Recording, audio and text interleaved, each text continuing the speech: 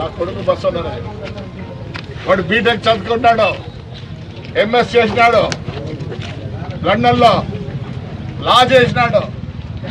మా బతుకుతారు ఇదే, మేము బతికే దీంతోనే. ధైర్యంగా చెప్తాను, ధైర్యంగా తిరుగుతాను.